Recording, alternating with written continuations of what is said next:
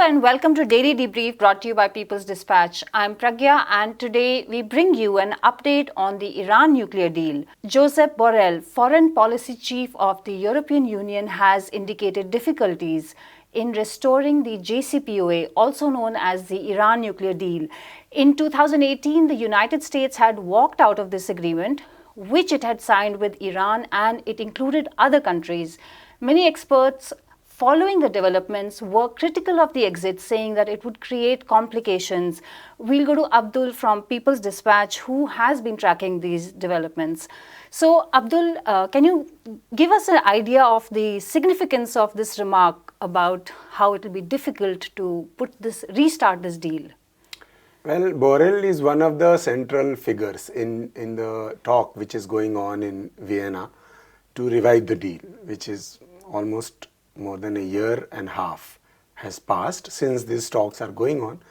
And if he says that this is the window is closing, it means there is something which is becoming quite obvious, which has been hinted for in last couple of months by the US, by the other elements, other members of the treaty, saying that Iranians in the last 2-3 years, since the JCPO was since the withdrawal of United States, has used that withdrawal to basically enrich higher levels of uranium, which basically, and develop other technologies, which basically makes it capable of developing the nuclear weapon. That is their allegation. The facts are not known, but it is quite obvious that if you provide a window which is quite long, right, and the Iranians are enriching uranium, of course there will be some technological know-how which is acquired. Though Iran has said that they are not developing nuclear weapons, that is ideological. They have ideological opposition to the nuclear weapon, but it seems technical know-how which they are now familiar with. And this basically is a reiteration of the American claims that the longer, particularly the Biden administration's claim since it came to power, the longer the talks go, the difficult it will be for the deal to be effective. Right. When we say deal to be effective, it simply means that what is JCPO? JCPO is primarily an attempt by the international players like United States, European players, and Russia and China included, that Iran should not acquire nuclear weapons. Mm-hmm. It means that Iran should also not acquire technical know-how of how to develop weapons. Right. But since the sanctions were reimposed, Iranians used that opportunity to develop that level of technical know-how. And therefore, if Iran knows how to produce a weapon or the weapon-grade uranium, it means the whole purpose of JCPO is diminished. That's what Josep Borrell is trying to hint. This has been a claim made by the US as well in the past. Yeah. Can you give us a background as to the JCPOA? What does the agreement and the negotiations which have been going on actually entail? Well, in 2018, as you rightly pointed out, Trump administration withdrew from the deal, which was signed by his predecessor, Barack Obama's administration, with Iran, with Britain, Germany, France, Russia, and China being other members of that deal. The deal simply says that Iran will not enrich uranium beyond a certain point, which is required for what we call medical grade enrichment. In return, that US and other countries will lift the sanctions imposed on it for many years before that. So United Nations, after the deal was signed, the sanctions were lifted. US did not lift the sanction, but it basically made them ineffective, but while letting things happen as they were before the sanctions were imposed. Since Trump withdrew from the nuclear deal, it has Iran, using the JCPO provisions, basically also withdrew its commitments to the deal, and has started enriching uranium to the level which is more than 30% now. And some people are claiming that Iran has now capability to enrich it to the weapon grade, which is 90% or something. Since Biden came to power in 2020, he had promised during his election campaign that he will revive the deal.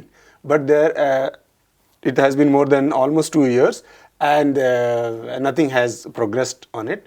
There is a basic, and there are a set of negotiations which have been going on in Vienna for last 1.5 years. As I said before, 8 rounds of talks have happened, in which it seems that there is by and large an agreement, but there is a crucial point which is kind of preventing both the parties of reaching the deal, which is the status of Iranian Revolutionary Guard Corps. Okay. Iran wants it to be off the list of the global terrorist organization, but US is saying no. That is one basic point on which the talks are stalled at this moment. Apart from that, in the beginning of this year, particularly after the Russian attack on Ukraine, there was a talk. There were talks that the deal will be revived since the world needs Iranian oil. Right. That will help ease the inflation in energy sector and all. But it has been more than 3 months now, and nothing has happened so far. So, given the complexities of it, what will Iranians have been able to kind of counter the effect of the sanctions by kind of with the help of Russia and China. China is buying Iranian oil despite the sanctions and all, and Russia has developed a kind of working relationship in which the sanctions do not have much impact. As far as the world is concerned, as we discussed in the previous, just now, since Iran now has in a better position to kind of know how to produce certain weapons and other things, it seems the whole purpose of US and particularly Israel in the region to prevent Iran from developing a weapon technology is defeated. So, all right. Just to sum it up, we can say that the longer the sanctions remain, the US and its allies in the region, particularly Israel, will have lesser legitimacy to claim any moral higher ground if Iran develops the technology for the nuclear weapons. Right, Abdul. Thanks very much for that update. The Joe Biden administration in the United States will exclude Nicaragua, Venezuela, and Cuba from the Summit of the Americas. The United States is hosting the gathering in Los Angeles from 6th to 10th of June. It has said that the exclusion is based on the human rights records of these countries, but critics have pointed out that what is common to these countries is actually their fierce resistance to US policies in the region and across the globe. We'll talk to Prashant from People's Dispatch about this development. Prashant, can it be a summit of the Americas if you are excluding countries from it? Good question, Pragya, because this leads to the larger question here, of course, is what exactly is the Summit of Americas, and is it like meant to be the kind of about cooperation and all that, which it clearly is not, because the United States has been going around with this discourse of democracy and human rights and trying to exclude some countries on the basis of that. We saw, of course, last year, towards the end of last year, Joe Biden had organized his Summit of Democracies as well. Right. So this is part of the larger ideological battle that the United States is fighting across the world, where it sort of seeks to present itself and its allies as democratic countries, and anyone who opposes its agenda and its allies as undemocratic countries. Whereas we really know that's not the case. The US in no way is an exemplar of democracy or human rights. Its own violations, its own human rights issues are quite evident for everybody concerned. We have, for instance, allies like of the United States, such as Colombia, where so many killings have taken place over the past few years. The United States also supporting a former president during whose time thousands of people were killed in encounter killings. We have Jair Bolsonaro, an ally of the of Joe Biden administration. Hardly anybody would think of him to be some kind of an ideal Democrat. If you look at the situation inside the US itself, you have 1 million people officially killed, excess deaths, another 2 billion, another 1 million more. So even if you look at 1.5 to 1.6 million new deaths due to COVID, the kind of, it's been disastrous, 2 million people in prisons. The United States right. leading the global battle, in the name of the so-called war against terrorism or whatever, 800 military bases, so many interventions, so many coups it is supported. So after all this, touting human rights and democracy is really a bit of a farce. There's no other way to explain it. So using this as a reason to exclude certain countries really sort of makes it very obvious that this is the issue is not that. The issue is just that it wants its agenda to be central. It wants its own policy and line of thinking to be central in the entire region. This is a long history going back to the Monroe Doctrine of the 19th century. So, there is nothing particularly new about this. The fact that the United States sees Latin America as its backyard, or for that matter, right, front yard, or whatever, as Joe Biden said. But there's a long history to this, and this is just another, part of that policy. To talk about the Summit of Americas, the whole thing is a bit of a farce. It's been so for many weeks now, because I think a number of countries threatened to boycott the event because of these countries being excluded. Even now, by the time this episode is out, we'll know whether President AMLO of Mexico is going to be attending one of the more high-profile, right, boycott that's there. A number of countries in the Caribbean, in other parts of Latin America, also very reluctant to attend, may not attend. Top leaders may not come. So even within the U.S. media, even within the liberal media in the United States, there is an acknowledgement of the fact that this summit is already quite a bit of a failure. So even by their own standards, even by their own agenda, it's pretty clear that this is not really working out. There were in fact some rumors that Biden may not even attend because of the fiascos that have been associated with it. But all in all, clearly this is not a summit that that is actually meant to genuinely engage the countries in the Americas, or genuinely bring them together. This is more a very clear attempt at pushing one country's agenda, foisting one country's agenda on the others through the medium that is the Organization of American States, which has always played this role. We remember the OAS role in Bolivia, the coup in Bolivia, for instance. So what we are seeing basically is this summit is more of an effort to showcase the United States and its plans for the region rather than anything else. And the only people they would want ideally are people who would accept that, and that's changing right now, which is really what is bothering the United States so much. What is this summit all about, Prashant? Right. So the usual arguments are this is about immigration, this is about trade, this is about human rights, etc. All these issues. But let's go beyond that. There are a couple of things that the US is really worried about. They're worried about immigration, of course. But when they say immigration, what they basically want is they want countries in Latin America to crack down on refugees who are often fleeing from very difficult situations, to treat them, to basically push them back, to act as security guards so that refugees do not somehow touch the hallowed soil of the United States. That's really what is behind all the slogans and principles and behind all these words about human rights. That's really what it's about. So they want an enforcement mechanism in which certain countries, they may even fund those countries. Those countries basically act to crack down on migration. Now this completely excludes the question of what has been the US's own role in creating the chaos in Latin America and Central America, which actually leads to the migration, which is a very important question, which goes unaddressed. The dominant narrative the US establishment subscribes to is that basically these are, people who are just somehow trying to make their way into this glorious land that is the US out of greed or out of desperation or whatever, without really looking into the fact of why would so many thousands of people leave their homes, leave their neighborhoods, were it not for such horrible economic conditions, and who causes economic conditions. So obviously it's immigration, but it's immigration according to the US establishment's view, which is what they would like to address. Same thing with trade, for instance. The US really worried about China's increasing role in the region, the fact that China is engaging with many of these countries. Now, the United States, of course, always happy to set up bases in all parts of the world, as we know.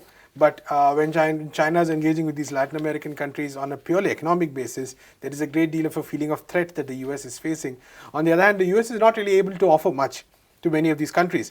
So there are attempts to sort of, try to build some kind of a consensus around it. They want a joint statement on immigration, but previous summits, I think of the summits, so-called summits of the Americas, have actually not had joint declarations because the whole, some of these meetings itself have not really succeeded. And it's important to remember that the history of these summits, they began in 1994. The Soviet Union had collapsed. There was this whole notion about how free trade and the markets and everything would save the world, how US-style democracy would save the world. And it wasn't that high that the first summit was organized. But I think in the intervening years, on the one hand, we have seen the failures of this US model of capitalism. We have seen the policies of the IMF and the World Bank destroying countries, many of them in Latin America. And more importantly, we have seen new forms of resistance emerging to these models, starting from Venezuela, Cuba already providing a lot of that resistance, the inspiration that Venezuela and the Bolivarian Revolution provided, regional integration bodies in Latin America which came together on the basis, on the platform of equality, on the platform of equal respect for each other, rather than one country pushing its agenda. So all this has happened since 1994. Therefore, Summit of the Americas not really as relevant as the US thinks it is. All right, Prashant, thanks very much for that. On Sunday, Rafael Nadal claimed the 14th Roland Garros title, beating Casper Ruud 6-3, 6-3, 6-0 in 2 hours and 18 minutes. Nadal has been battling a chronic foot condition for which he got injections before every match. He also won the Australian Open and French Open titles back-to-back. The 36-year-old has 22 Grand Slam titles now, ahead of Novak Djokovic and Roger Federer, the two other reigning stars in the sport for men. Interestingly, the French Open tournament director was a woman, Amelie Mauresmo. We spoke to Sharda Ugra about Nadal and tennis for women. Sharda, hi. Thanks for joining us. Good to see you again. Sharda, big day for Rafael Nadal, but also a few murmurs about how he's 36, he's played a lot, he's won enough, and he has many injuries. What are your thoughts? Just an almost indefatigable player, and playing on Paris clay is where he is. I don't think we'll see another player like this and another performance like this. It's almost like they're saying he should stop, because he literally defies all the rules of what modern tennis is supposed to be about. Everyone says you need to be really tall, sort of 6'4" plus. He's not that height. You need to be young. He's not young in any way, but you can't really stop him from playing as long as he wants to play, So he is literally like the guru of particularly the clay court, and this particular kind of tennis around endurance and around grittiness and around being able to chase down every ball. So he's an astonishing player, an astonishing competitor, and he's shown a lot of younger players as to how to have a long career despite everything and to keep going. Talk about men, then we come to the women's aspect. Do you think that the women's teams are women players are somehow more varied? There's more talent coming out. What could explain this strange divergence? You're right that the men's game has sort of got stuck in this era of Federer, Djokovic, and Nadal, and it's them, and no one has been able to break through. And in the women's game, you're seeing a lot of new players coming through. You're seeing a lot of rivalries that are emerging. There's always someone interesting to look up to, and I think the younger male players have actually not been able to break the stranglehold of these three guys. Whereas in the women's game, they have challenged all the stars that they had. Serena Williams has been challenged. She's been beaten. You've seen a passing of the torch almost, or the passing of the torch as the years go on. And Iga Swiatek is now said to be sort of, everyone saying she's the player that will carry the next decade along. But she'll be challenged all the time. And with the men, the challenge will come, because you're thinking, you would have thought, say, 2 years ago that someone new will come up. They have a tournament. The ATP has a tournament called Next Gen, but Next Gen has not been able to come through and get past these old guys. So good luck to Nadal and all of them. So as someone who's on the other side of 50, I'm saying good for the old folks. Yeah. All right. Sharda, do you think it has any relevance that now the tournament director was also a woman? Does that mean something? It's good to have a woman in charge of running a tournament, but we must remember that the sport has been run, the women's game is run separately from the men's game. So there is a certain independence there. And as much as it is a tournament director is a post of great, almost a preeminence in many ways. Like, they turn into these godly figures. Like in Wimbledon, everyone turns into a godly figure. And it's good to see Amelie Mauresmo there. She was also a very different kind of a player herself, in that she was a coach to Andy Murray. So she coached a male player. So she's been a barrier breaker in many ways, and it's good to see her in this position at the French, because the French has actually become a tournament where they are able to do things differently from everyone else. During COVID, they changed the dates of the tournament without a big fuss, and they said, turn up and play, we'll manage, and they did that. And it's good to see her. It's good to see her there, and let's see. She said a few outrageous things, but hopefully she'll come back with some good ones next year. Oh, thanks so much. Thanks for joining us, Sharda. And that is all we have for today. Thank you for watching Daily Debrief. Please come back to us tomorrow. Follow us on Facebook, Twitter, and Instagram. And for more updates and analysis from around the world, visit peoplesdispatch.org.